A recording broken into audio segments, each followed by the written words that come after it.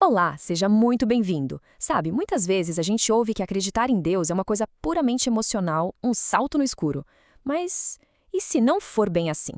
Nessa nossa conversa de hoje, a gente vai dar uma olhada em alguns argumentos que defendem que a fé, na verdade, pode ser uma conclusão baseada em evidências. A grande pergunta é: será que a crença em Deus pode ser um passo bem fundamentado na razão? Olha só o nosso roteiro. A gente vai construir um raciocínio passo a passo. Primeiro, vamos questionar essa ideia de fé cega. Depois, vamos mergulhar em argumentos da filosofia e da ciência. E, por fim, vamos analisar um evento histórico central para tentar conectar todos esses pontos. Então, vamos começar pelo começo, né? Pela base de tudo. Essa primeira parte serve para a gente desafiar uma noção muito comum sobre o que realmente significa ter fé. Essa é a pergunta de US$ 1 milhão, não é? Na nossa cultura, muita gente coloca fé e razão como coisas opostas. A ideia é que para acreditar você precisa meio que desligar o cérebro, deixar a lógica de lado. Mas será que essa é a única maneira de ver a coisa? Pois é, a ideia central que a gente vai explorar aqui é justamente essa. Nessa perspectiva, a fé não é a falta de evidências, mas sim uma resposta a elas. Sendo assim, a crença em Deus não ignoraria a razão, pelo contrário, dialogaria com ela.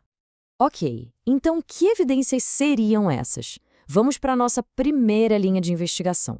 O foco aqui é em argumentos bem lógicos, bem fundamentais sobre a origem de tudo, do nosso universo. Esse é o famoso argumento cosmológico Kalam. A lógica dele é incrivelmente direta. Pensa bem, a primeira premissa parece óbvia, né? As coisas não simplesmente aparecem do nada. A terceira é só a conclusão lógica das duas primeiras. Então, o ponto crucial, o coração do argumento, é a segunda premissa. O universo realmente teve um começo? E aqui, os defensores desse argumento trazem reforços tanto da filosofia quanto da ciência. Do lado filosófico, a ideia de um passado infinito cria uns paradoxos bem esquisitos. E do lado científico, as evidências são fortíssimas. A expansão do universo, que aponta para um início, o Big Bang, e as leis da termodinâmica, que mostram que o universo está perdendo energia, digamos assim, o que indica que ele não pode ser eterno. Certo. Então, se o universo teve uma causa, que tipo de causa teria sido essa? Bom, ela teria que ser algo fora do tempo, fora do espaço, sem matéria, eterna e com um poder imenso para criar tudo. E essa causa primeira, como chamam, é o que os defensores do argumento identificam como Deus. Beleza. Saindo da filosofia mais abstrata, vamos pousar agora no campo da ciência moderna. A gente vai explorar um argumento fascinante, o de que as leis e constantes do nosso universo parecem calibradas com uma precisão absurda para que a vida pudesse existir. A ideia aqui é realmente impressionante, gente. Pensa na força da gravidade, na carga do elétron, na massa do próton. Os valores que governam nosso cosmos estão num equilíbrio perfeito. Se qualquer um deles fosse um tiquinho diferente, mas um tiquinho mesmo, a vida como a gente conhece simplesmente não seria possível. Para a gente ter uma noção dessa precisão, dá uma olhada nesse número. Essas seriam as chances de uma dessas constantes, a chamada constante cosmológica, ter o valor exato que tem por puro acaso. É um número tão ridiculamente pequeno que é difícil até de compreender. É tipo jogar um dardo do outro lado do universo e acertar um alvo do tamanho de um átomo. Uma alteração mínima e, bum! Ou o universo se expandiria tão rápido que nem as galáxias se formariam, ou ele simplesmente desabaria sobre si mesmo. Claro, existem outras hipóteses, como a do multiverso. Mas o contraponto é que, bem, a gente tem evidências do ajuste fino do nosso universo, mas nenhuma de que outros universos existam. E olha, a constante cosmológica não está sozinha nessa, não. Tem vários outros parâmetros fundamentais. Aqui estão só alguns exemplos que também precisam estar nessa faixa super estreita para que um universo com vida seja possível. Até agora, os argumentos que a gente viu apontam para um tipo de criador, um designer, uma mente inteligente. Mas dá para ser mais específico? Bom, a próxima etapa da nossa análise muda o foco. A gente vai tratar uma alegação histórica bem específica, a ressurreição, não como um artigo de fé, mas como um evento a ser investigado com as ferramentas de um historiador. Os historiadores usam muito um método chamado inferência à melhor explicação. A ideia não é ter uma prova matemática 100% irrefutável.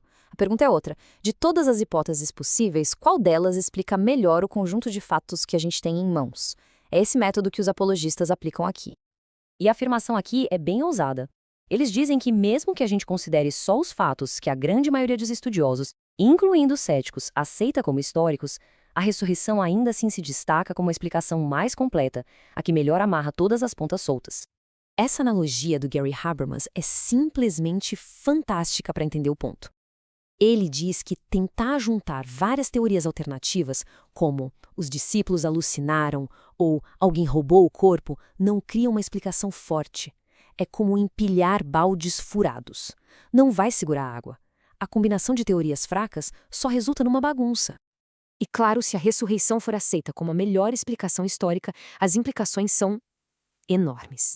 Segundo as fontes, ela validaria tudo o que Jesus disse sobre si mesmo, daria um peso de autoridade incrível às Escrituras e se tornaria a prova de que haveria um julgamento futuro. Bom, para a gente fechar, vamos juntar todas essas linhas de evidência que a gente explorou. Vamos ver como elas se encaixam para formar o que é apresentado como um quadro único e coerente.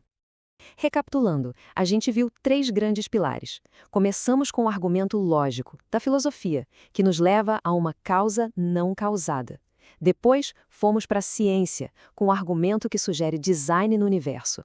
E, por fim, um argumento histórico, que foca num evento bem específico e pessoal. Isso tudo nos traz de volta à nossa pergunta lá do começo. Nessa perspectiva, a fé não é inimiga da razão. Em vez de ser um salto cego, ela é apresentada como um passo confiante, um passo em direção à luz que é guiado por essas várias linhas de evidência que vêm da filosofia, da ciência e da história. E a gente termina com essa pergunta.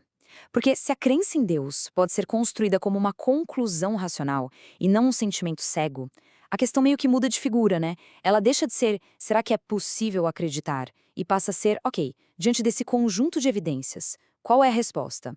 E essa é uma reflexão que vai muito além da nossa conversa aqui.